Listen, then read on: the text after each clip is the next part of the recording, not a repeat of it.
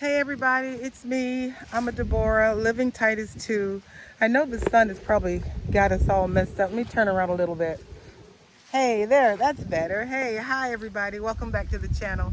I'm a Deborah, living Titus 2. I think you all know what this channel is about, but for those of you who do not, I'm here to just teach and train some different things as the scripture tells me to do, teaching the young women how to do. Today, I want to talk about the garden, and I bought a new tool, and it is to help me sift the ground, the raised beds in particular.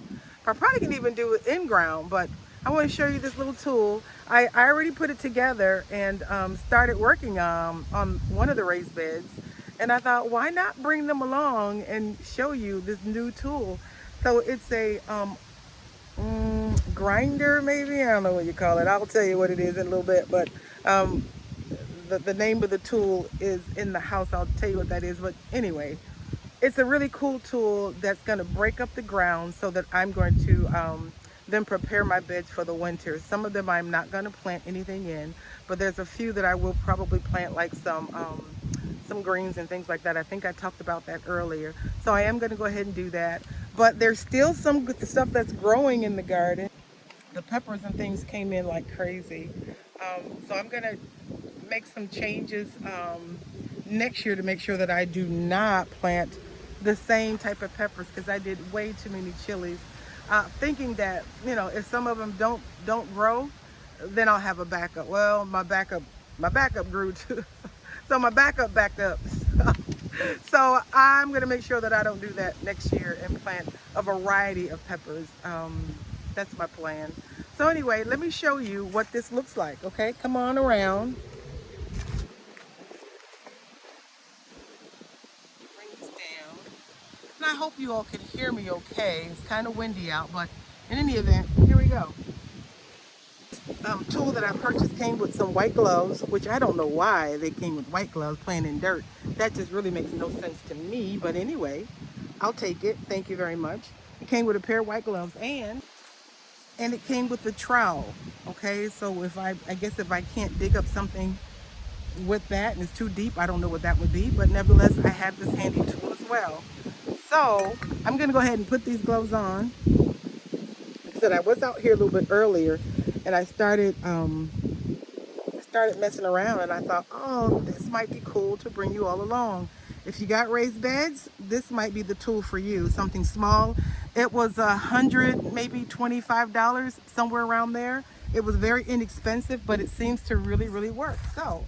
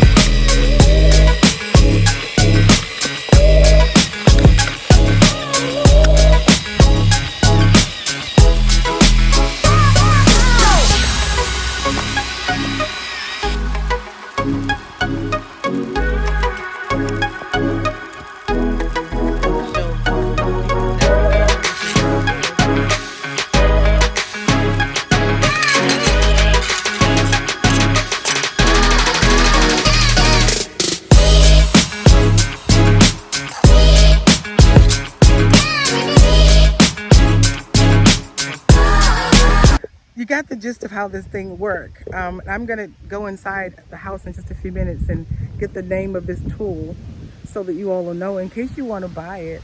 I get no perks from it. I get no coupons. I get no discounts. I get no nothing. This is not sponsored. This is just me buying a tool for me to hopefully better garden. And I just want to share it with you for those of you that have raised beds. It's a really cool little tool. It has a lithium battery. I did buy an extra battery to use with this because the battery only lasts 30 minutes. That's kind of a downfall to some extent. However, 30-minute increments is not bad for me. I bought an extra battery so that I can keep moving forward if need be. The cool thing is, of course, it's just a catch and release thing. You push down on this button and you pull out the battery.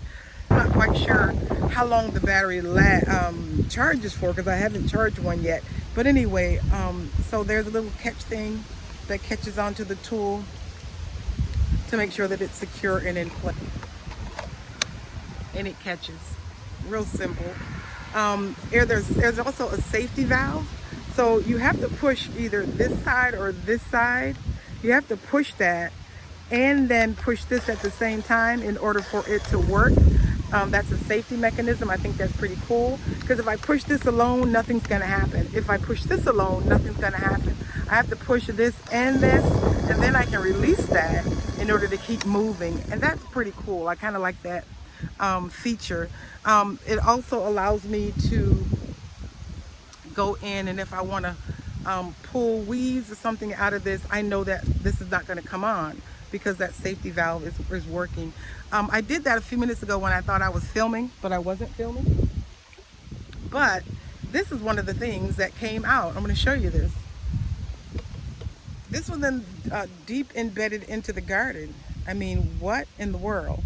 So this could prevent future crops from coming up, whatever this was. It was deep down. And I got the little trowel. I think I was talking about this trowel that came with it. I got this trowel and I started moving the dirt around.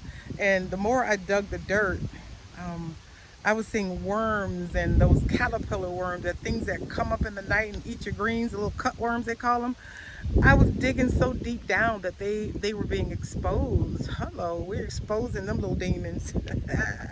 So I got a few of them out and I killed them. I sure did. I killed them. Yeah, I killed them. So anyway, they gone, the ones that I saw. And I'm gonna keep doing that. I'm gonna dig a little bit further and dig a little bit further and dig a little bit further to get all them demons out. Isn't that such a concept that even with our own spiritual walk, that sometimes we have to dig. Sometimes we have to dig deep, get all the roots out.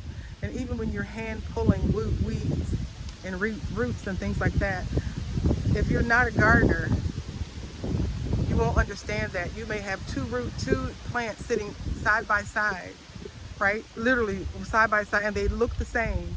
And you go to pull one out and it comes out really, really easy. But then you go to pull out the other one and man, that root is deep. That one is deep.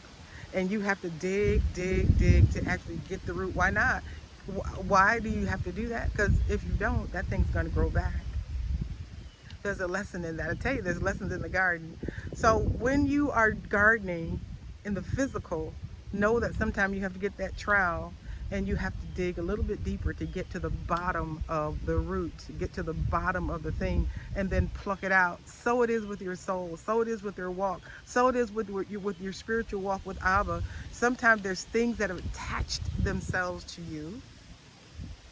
They've attached themselves to you. A seed of bitterness, a seed of contention, a seed of contentment.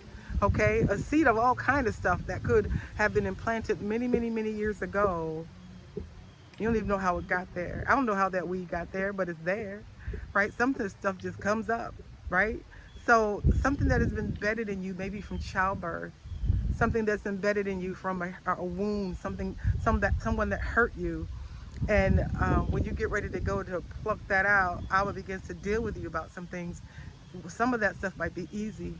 Like, oh, I got through that one. Thank you, Abba. I got through that one. But then there comes that one ruach, that one spirit, that one thing that doesn't want to let you go. And now how do you handle it? Now I need help. I need to get the trowel. Now I need to go into my prayer closet. Now I need to get a prayer partner. Now I need to have someone to help intercede for me on this thing, because some only come out, look, by fasting and praying. Fasting and praying. So I may have to go for a fast to get this particular thing out of my spiritual walk, out of my spiritual ground, if you will, where the root of whatever has been embedded, right? So you have to go in and use a tool, which means I have to fast now. That's my trial. Hallelujah. That's my trial. So I'm going to dig, and I'm going to dig until the Most High exposes it. And guess what? You may even run across some worms, things you didn't even know was there, trying to go after the one thing, and He's going to show you something else as well. Like, oh, I didn't know that was there. Toda, Father, for what you're revealing to me that needs to be cleaned out. Because here it is, the fact. I was coming back for a remnant that has a mind to serve Him, a remnant that is going to do the work. Because see, this walk, if you will, is about the work. We gotta do the work. We can't just be talking the talk and not walking the walk. We have to do work, and sometimes that means working on our own spiritual walk with fear and trembling. Work out your own soul salvation with fear and trembling. We can be so quickly easy to look at someone else's garden and say, oh, it's so green and pretty over there, but you don't know what's going on the inside. Okay? Or you may think that their garden is all jacked up, when really it may be just shallow weeds. Pay attention to yourself. How about that? Pay attention to what's going on in your world and clean up your ground, so that when the Father comes to bring in good seed, when He gets ready to bring in good seed, the ground has already been broken up and ready to receive the seed that the Father wants to plant inside of you. And anything that comes from Him is good. It's going to give good fruit. But your ground has to be fertile. Your ground has to be ready to receive it. So that means you got to do some work. So you see me out here in the physical doing something to prepare my garden for future growth. Listen to that. I'm in the physical preparing my garden for future growth. So it is in our spiritual walk. We have to prepare. There's things that we have to do. There's things that we have to cultivate in ourselves, okay, in order for us to grow. And when we grow, and the tree, right, that seed, that fruit begins to bear, that fruit begins to show, and it begins to hang low. Oh my goodness, because that's the ruach, that's the spirit when you are so heavy, when your cup is so full that, you know, it's just overflowing, and I mean literally just overflowing, okay? Then people can come and glean from you. People can come and take fruit from you, and you will not be depleted. You will not be depleted. So you have to remember to keep giving yourself fertilizer. That means you got to keep praying. You got to keep giving yourself water. That means you got to keep giving yourself the word. Hallelujah. You got to keep feeding yourself like fertilizer. Keep feeding yourself in the word. Keep feeding yourself through prayer. Keep feeding yourself in song and in melody in your heart. Keep feeding yourself the fertilizer in the spirit realm, so that you will grow. So that you will grow. And then Abba will begin to just do new things in you. Do new things in you. So I'm excited about this garden seasoning. Again, I always say there's so many lessons in the garden. So many lessons in the garden. I hope that this has been good for you. Before I close, I am going to go inside, and I'm going to give you the name of this tool in case somebody wants to buy it. I did get it off of Amazon. I like it so far. It's going to do the job. Once I'm done with this garden and tilling it up really good, and I'm going to dig as deep as I can to get some more bugs out, get some more weeds out. And I mean, it pulled out some pretty hefty size, thick roots. There was some thick roots once I got down in there. Man, that thing was pulling up stuff. And I'm like, yeah, I like that. I was also able to, before I go, I was also able to mix in some manure that I had put in here some time ago. So I'm also mixing that manure in, okay? Now check this out. Let me just say this about manure in the garden, in the physical. We know that the manure is good because it lets off a chemical that sends out nutrients to the garden. Do you know that sometimes people can be manure in your life? Uh-oh. You think they stink. You think, why are you even here? Why are you in my garden messing with me? And you may think that it's just dung. You may think that it has no value. You may think that why is this is trash? It should not be. Let me get it out of here and put it somewhere. But let me tell you something. Things come in your life. Things come in your garden to help you grow. It may not smell good. It may not look good on the eye, the natural eye, but in the spirit, it is exactly what you need. So these things, that adversity, situations, people talking about you, people don't want to be your friend. Oh well, you know, all that negativity stuff that comes our way, it really is there to help us to grow. It really is there to help us to mature. It's there to help weed out all the things in our lives that Abba is trying to remove. So don't look at every situation that don't seem right as a negative thing. Let's grow from that. Okay, let's grow from that. Let's grow from that. I remember a wise young man said not long ago that in the Chinese culture, I'm gonna use his words. In Chinese culture, there is no word for crisis. I thought this was pretty profound when he said it. There's no word for crisis. The word there is substituted, if you will, for opportunity. Opportunity. If we took our crises and flipped the switch and said, this is an opportunity for me to grow.